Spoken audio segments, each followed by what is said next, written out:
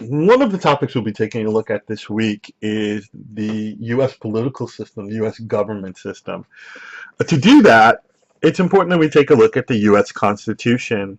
The U.S. Constitution is the oldest modern constitution still in force today that has never, ever been changed. So the original document, which consisted of 7 articles, has not physically been changed. It's been amended, which is different than being physically changed. The U.S. Constitution was drafted in 1787 after the war and after the 13 original colonies got together to now be states. It was actually put into play and put into practice in September 1788 with 11 out of the 13 states ratifying it. The 2 additional states, plus Georgia, which came into the mix a bit later, ratified the Constitution by 1790. So by 1790, every single existing state, plus Georgia, had ratified the Constitution and it was in play to go. And then every state that comes into the Union hereafter must abide by the Constitution. They don't have to ratify it because it's already been approved by the original states at the time, but they must abide by it. Nowadays, if we want to change the Constitution, amend it, let's say, we need more than a majority. We need 3/5 of the existing states, that would be about 30, to approve the amendment. If 30 states do not approve the amendment, then the amendment will not go in the Constitution. So the Constitution is very much a people's document, or that's the way we like to think of it. The people get to vote on whether it gets changed or not changed. We are going to primarily take a look at the articles that deal with the formation of the 3 branches of government: the executive branch, the legislative branch, and the judicial branch. And that's actually what we call them, the 3 branches of government. And then we're going to take a look at the Bill of Rights, which are the first 10 amendments to the U.S. Constitution. So I've split this video into smaller chunks for you this time. I learned my lesson from the American Dream video. So the first chunk is going to take a look at the executive and the legislative branch together. The second is going to take a look at the judicial branch and some other points of the Constitution and the concept of checks and balances. Because with having 3 different branches, the idea was that no one branch becomes too strong. Therefore, there must be things in place to check each branch. Each of the 3 branches must check the other branches to make sure that none of them get too powerful. So that's why in our country, there'll never be a military takeover. In our country, the Supreme Court can't issue a coup. The legislature can't issue a coup. The president can't even dismiss the Congress in our country. So we have this checks and balance system in place. All right, so let's get started with the first, which is the legislative branch. The legislative branch is the branch of government that makes laws. This branch is covered in Article 1 of the Constitution. There you have the Capitol building, which is with its famous rotunda. The 2 houses, the House of Representatives and the Senate, sit in one building. And sometimes they do actually come together. They come together when they're maybe overriding the veto of a bill. Maybe they come together when they hear the State of the Union of the President, things like that. We do have a bicameral system, which is very much a system similar to what the ancient Greeks and ancient Romans had. That means that government is made up of 2 separate houses. Here in Belgium, do you think you have a bicameral system or not? That's up for you to figure out. Maybe you can make that reference with your students. In the UK, they also have a bicameral system. They have the House of Lords and the House of Commons, which are historically have those names because of the social society in Britain. We don't have that. We have 2 houses, the House of Representatives and the Senate. The difference between them, of course, is originally how the members were elected. And that's important. We'll talk about that in just a second. First, let's talk with the larger of the two houses, which is referred to as the House of Representatives or the lower house. This would be more in tune with the House of Commons, let's say. You have to be at least 25 years old to be elected to the House of Representatives. You are elected only for a term of 2 years. Now, you may be reelected as many times as the constituents in your district want to elect you, but it's only for 2 years at a time. This is important because the makeup of this house changes every 2 years. That means during the midterm of a president, the makeup of this house changes. So let's say, for example, Barack Obama is elected in 1 year. With him, the House of Representatives has more Democrats than it does Republicans. Halfway through Barack Obama's term, in what's referred to as the midterm election, the members of this House, or most of the members of this House, are up for re-election again. Well, what if you are not happy with your representative? You can vote him out. So it could possibly be that halfway through the president's term, the makeup of this House changes from being in his favor to being not in his favor, or vice versa. Oftentimes, presidents look to how the people vote in this House to determine if they're doing a good job or not. They feel that if the people put in members who are from the president's own party, then the president feels that he's doing a good job. But if they put in members from a different party, then oftentimes the president feels like, ooh, things aren't working right, people aren't buying into what I'm saying, I need to do something different. This, I said, was the larger house. It has more members. That's because the number of members for each individual state is based on that state's population. So, for example, if you have a state and they have 100,000 people or less, let's say, like Alaska, then they get one representative. So for every 100,000 people living in your state, let's say, you get a representative. So if you have 200,000 or anywhere between 200,000 and 101,000, you get two people in the House of Representatives to represent you. California has about 53.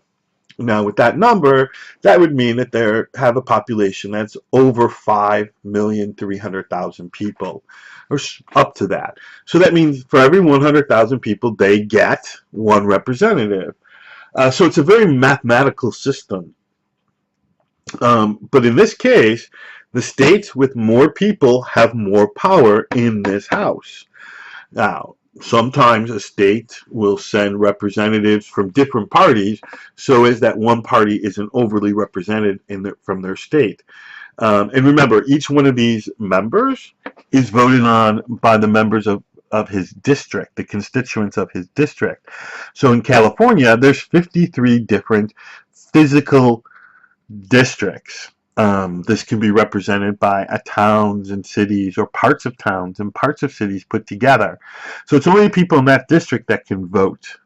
So the people going from California to the House of Representatives are as varied as the people who live in California.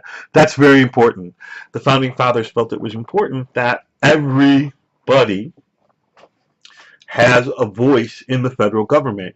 This House gives everybody a voice in the federal government. Now, you may vote and the person you wanted to be elected isn't necessarily elected, but your voice is still heard because that person supposedly will represent you and your constituents. The leader of the House of Representatives is called the Speaker of the House. This person is elected by all the members. So every 2 years, the Speaker of the House can change. Again, if the Republicans stay in power for 4 years or 6 years, the Speaker may not change. It's usually a very senior member of the party. and it's somebody who will lead the Senate. The Speaker of the House of Representatives, the Speaker of the House decides which bills they're going to talk about, in what order they're going to talk about things. The Speaker of the House is the person who appoints various House of Representative members to committees and things like that. So it's a very prestigious position. Also, the Speaker of the House is the third person in line for the White House. This means if the president was to die and the vice president was to die and there's nobody left, no president or vice president, then the Speaker of the House automatically becomes the president of the United States. This has never happened in the history of the United States. Luckily, there's always been a president and a vice president. If the president dies, like when John F. Kennedy was assassinated, his vice president, Lyndon B. Johnson, became president, and he immediately appointed a vice president. What's interesting is if this could happen, for example, right now, if Barack Obama and Joe Biden were, let's say, both assassinated at the same time, John Boehner would become the Speaker of the House. He's Republican. And Barack Obama and Joe Biden are Democrats. So it would change the makeup of the whole presidency of the remainder of that term, at least, because the Speaker of the House can only serve the remainder of that term. He can or she can decide to run for a new term, but they only serve that term and then it's over. So it's a very, very important position, but often the Speaker of the House and the President are at odds with one another because they come from different political parties. So again, the House of Representatives is the lower house. You have to be at least 25 years old. You're elected for a term of 2 years, and the number of representatives per state is based on the population of that state. So bigger states like California, Texas, New York have more representatives than smaller states like Alaska, Rhode Island, and Maine. This is very important because this gives power to the bigger states. So in developing our government system, the founding fathers were like, oh, we can't leave all the power in the big states. We have to make sure that the littler states, the smaller states, have some power too. So what they did was decided to create the Senate. The Senate, of course, the concept of a Senate is very old. It goes back to the ancient Greeks, the ancient Romans. It's more in line with what's referred to as the House of Lords in the British political system. And interestingly enough, these people were usually elected by the state legislators instead of by the people directly, where in the House of Representatives, you're elected directly by your constituents. Here, in the Senate, originally, the constituents of a state elected their state legislators. Those state legislators decided which two people were going to serve as senators representing this state in the federal government. By making every state have only 2 senators, you make every state, regardless of size, equal. That's what the function, that's part of the function of this House, is to equalize or balance the representation so that the bigger states don't always have the upper hand. In this case, they do not have the upper hand because every state has 2 senators. And that's very, very important because when it comes to electing the president, this number 2 times 50, which is the number of states, is critical in the election process, which we're going to talk about in class. Now, as I said, originally the state legislators decided who were the senators. That is no longer the case. In the 1800s, a law was passed in which the senators are elected by a popular or a majority vote, a popular vote in the state. So now the people of that state have the ability to elect their own senator. So they can elect people different than the state legislators that they have elected. That's very, very important. You have to be at least 35 years old. I guess that's a magic number to be wise, I guess. The leader of the Senate is the vice president. He's called the president of the Senate. So the vice president is the vice president of the country, plus he is the president of the Senate. But he only votes if there's a tie. No matter how many states you always have an equal number of senators. So therefore, it's possible that there could be a tie in the Senate. If that's the case, the vice president votes. Now, historically, this was important because originally the vice president and the president did not come from the same political party. Again, that is not the case anymore. They both come from the same political party. But back then, for example, when George Washington was president, his vice president was John Adams. Interestingly enough, these two men ran opposite each other. They were both running to be president of the United States. George Washington had the most votes, so he became president. John Adams had the second most votes. He became vice president. They were from two different political parties, so two different political agendas. John Adams became the president of the Senate. Therefore, if there was a tie, he voted. He didn't have to vote the way the president wanted him to vote. He voted based on his political connections. It's seldom that you have a tie where the vice president has to vote. The vice president almost never goes to the Senate unless he's called to the Senate. So it's very unusual. But nowadays, if Joe Biden was called in because there was a 50-50 split, he would most likely vote the way Barack Obama would want him to vote. So it's interesting, and over time, this position has changed its value. Originally, it was supposed to give the vice president a little bit of power, a little bit of say. Nowadays, it's really nothing. He's voting the way the president would want him to vote, so he doesn't have his own mind. So again, you have the Senate, upper house, 35 years old to be in the Senate.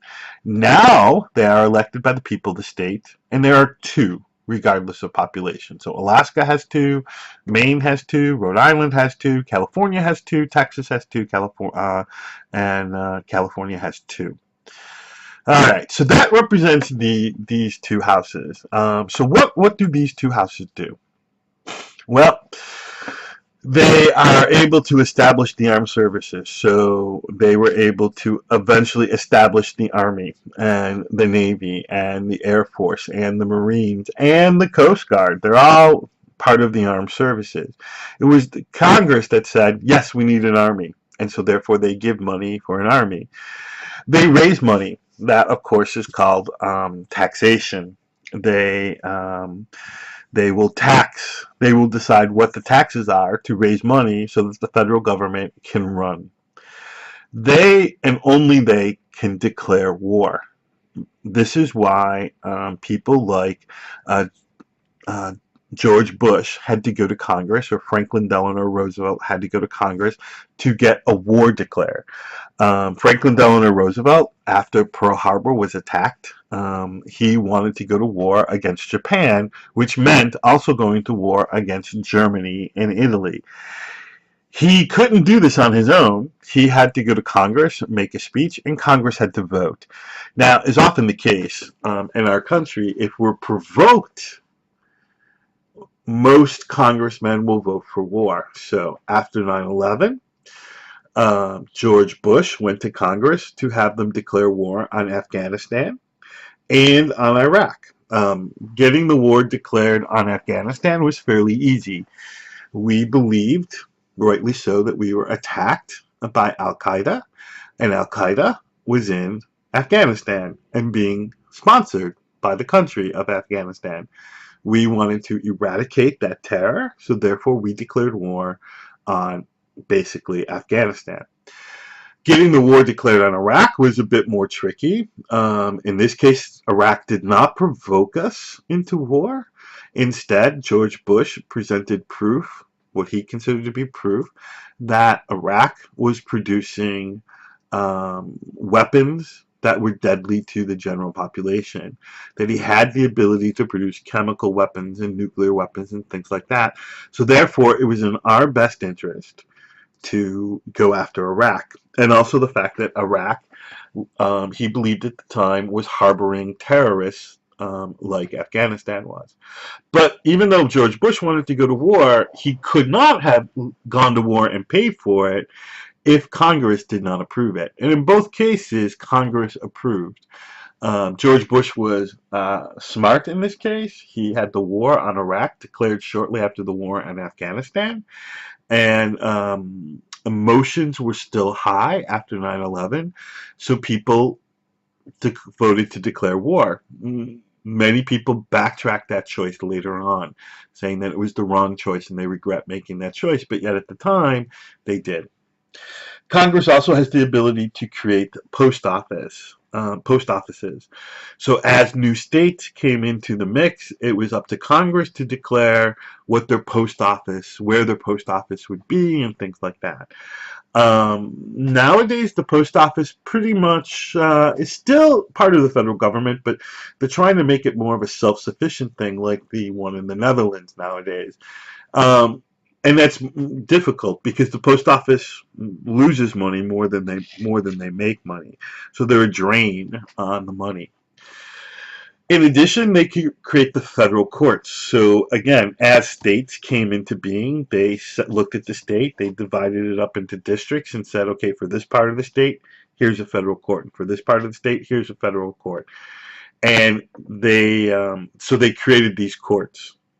They also, this is very important, they regulate interstate commerce. This means they regulate the trade between two states. So if a state has businesses that are operating only within their state, the state controls them. But if a business from New York wants to operate and do business with people in Michigan, the transport of goods and services across state lines is controlled by the federal government.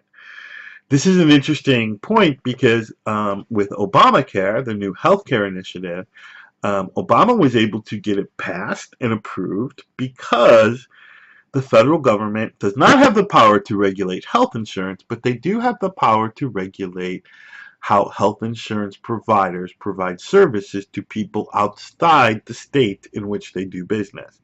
So if an insurance provider in New York wanted to cover people in Michigan, the federal government can now control the pricing and things like that. And that's how Obama was able to move some of his Obamacare package.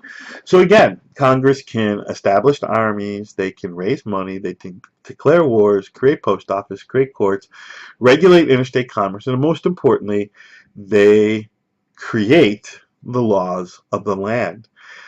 They start with a bill. The bill says we're going to put a traffic light here, very simply. Then that bill is discussed in committee. There's a committee, let's say, that deals with interstate highway systems in America. They decide if that land is a federal land and if they can put a stop sign there or a stop like that. Once it gets voted on and approved by committee, it goes to the specific house in which it started, either the Senate or the House of Representatives. All the members vote on it. If it's approved, it automatically goes to the other house for approval. The other house can approve the bill the way it is, or they can approve the bill and suggest changes. And if they suggest changes, they send it back to the other house. And then back and forth, they work on a compromise. Eventually, both house sides, the Senate and the House of Representatives, will have to vote on the final version. If both sides agree, then this bill next goes to the president. And if the president signs it, it becomes a law. So only Congress has the ability to make laws. The president does not have the ability to make laws. He or she has the ability to suggest laws, but that's it. So that's the most important job of the Congress, is to create laws. Okay, so that was the legislative branch. Now let's take a look at the executive branch. The executive branch is the branch that deals with the president. And there's the White House. The address of the White House is 1600 Pennsylvania Avenue. That's a phrase that's often used in American pop culture, 1600 Pennsylvania Avenue.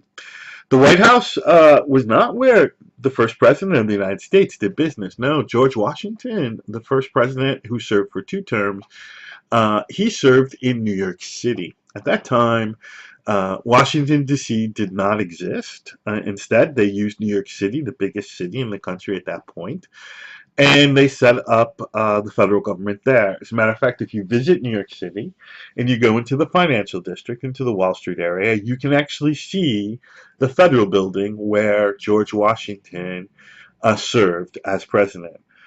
Um, the White House was built later on. John Adams actually was the first president to live in the White House. It was not complete at the time. And structurally, it has changed in terms of its looks. And also inside. Every time a new president is elected, the inside of the White House can be redecorated to fit the needs of that president and his family. So, for example, Barack Obama has been elected twice. Actually, Michelle Obama can redecorate the White House in the first term and in the second term, and all of that's paid for by taxpayer money. You often see bits and pieces of the White House, the Rose Garden, things like that. That's where a lot of bill signing takes place, or foreign heads of state meet with the president, things like that. So again, this is the White House, 1600 Pennsylvania Avenue. So let's find out, how can you be president? Well, you have to be at least 35 years old, so the same age as somebody who's elected to the Senate. You have to be a natural-born citizen, which means you need to have been born on American soil. You need to have been born on American soil.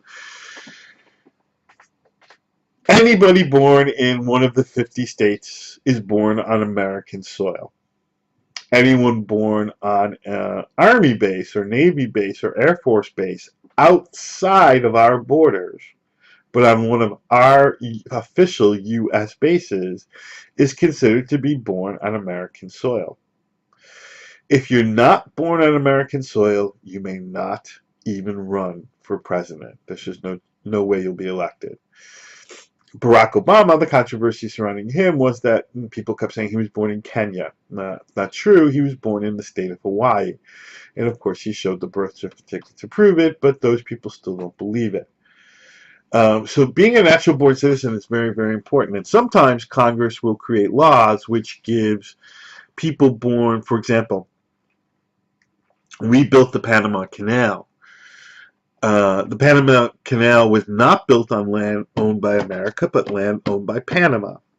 There were no army bases there, so there was no technically American soil. But somebody like John McCain, who was born while his father was working on the Panama Canal, he was born technically outside the city. At times like that, when you have huge concentrations of Americans working together for one cause, oftentimes Congress will come together and say, look, any Americans born between this year and this year on this specific piece of land are automatic guaranteed citizens of the country. And John McClain's birth was on Panamanian soil, but Americans claim that from the time his father was there till the time he came home, that it was American soil, or considered to be American soil. So John McCain was considered to be an American, which I think is a bit fascinating. The president is elected not by a popular vote, not by a majority vote, but by something called an electoral college. And we're going to talk more about the electoral college in class. And as I mentioned earlier, originally the president and the vice president were usually from two different parties, and it was with the person with the most votes versus the person with the second most votes.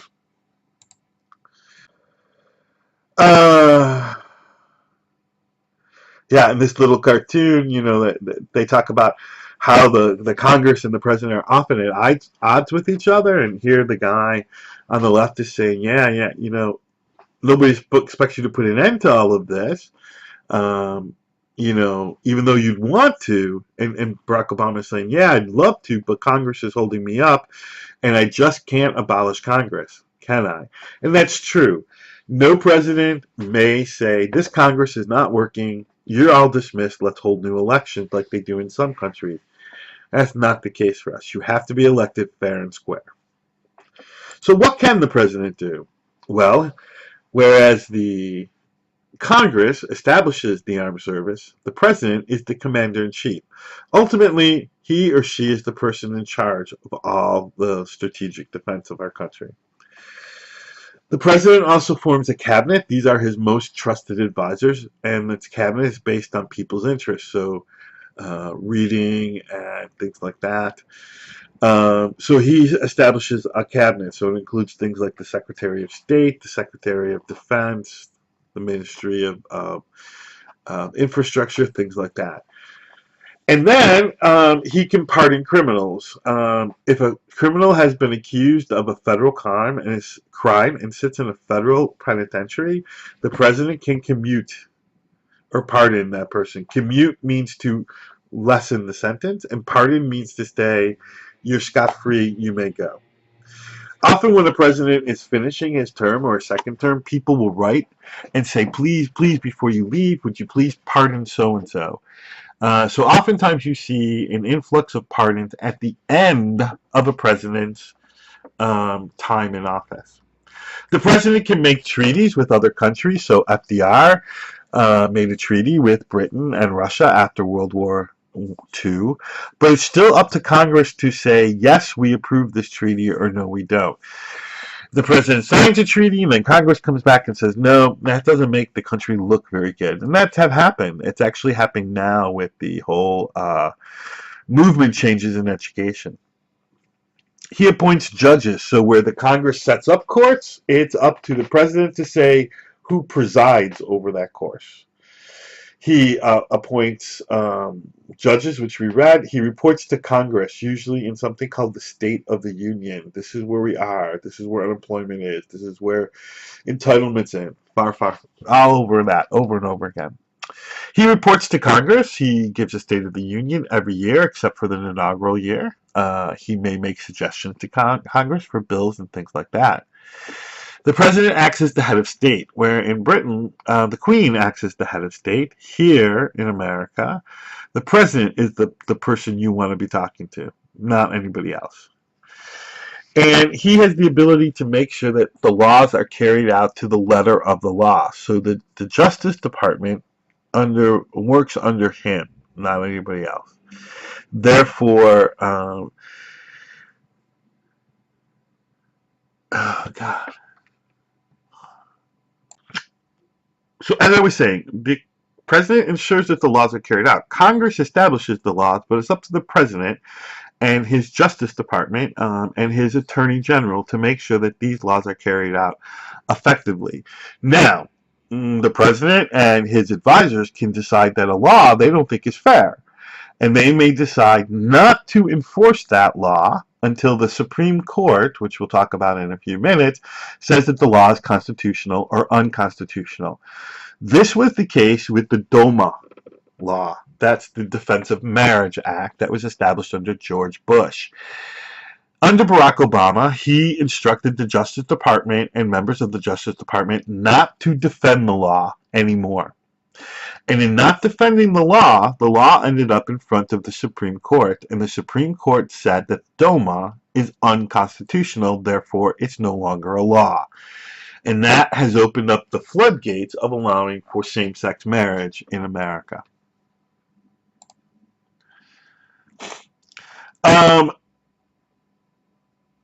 The president is considered to be a civil servant to America. The president can be removed from office. So here, this little cartoon, they're saying, deciding how this gets done. And what can it be? So they decide he can be impeached for treason, bribery, or other high crimes and misdemeanors. So, treason. The president sells state secrets to another country. That's treason. Bribery. The president takes a bribe, takes money or gifts from other people. The president, while he's in office, he doesn't have credit cards, he doesn't have a bank account. All this stuff, once he's elected president, is frozen and put aside for him. Once he becomes a regular citizen again, it's given back to him. So this is supposed to be helpful and not allowing our presidents to be taken by bribes. But there have been cases of Andrew Jackson was the president who was known for taking bribes often and during his presidency. So treason, bribery, or other high crimes and misdemeanors. So it's pretty wide open. What does that mean? And this was the case with Bill Clinton. When Bill Clinton, when it was found out that Bill Clinton was having sex with his interns in the Oval Office, Congress, because they didn't like Bill Clinton at the time, wanted to impeach him. Well, he didn't commit treason. It's not like he told Monica Lewinsky state secrets. He didn't take a bribe. She didn't give him money to have sex with her. Instead, they went after him under high crimes and misdemeanors. And the problem is that's very, very difficult to prove. What is a high crime? Is having sex outside your marriage a high crime? If that's the case, then a shitload of Americans are in trouble. So luckily, the impeachment proceeding did not work. He was not impeached. But presidents have been impeached in the past. Andrew Jackson, because, my God, this guy was terrible. Nepotism, taking bribes. He might have been involved in treason. Who knows? The man was a power-hungry fool, ex-general, and he let it really go to his head, and it really affected his presidency. So here you can see they're debating, how did they get this right? And it wasn't difficult. And even today we find that parts of the Constitution can be difficult to understand exactly what they meant. But we can't try to understand them exactly how they meant them, but what does it mean in today's society? So treason and bribery, other high crimes and misdemeanors, does that include sexual assault? It could. It could, but not always. So, luckily, we haven't had too many presidents impeached, which is a good thing. Okay, that's the first video dealing with the executive and the legislative branches. When we come back, we're going to take a look at the judicial branch, and we'll take a look at this concept of checks and balances.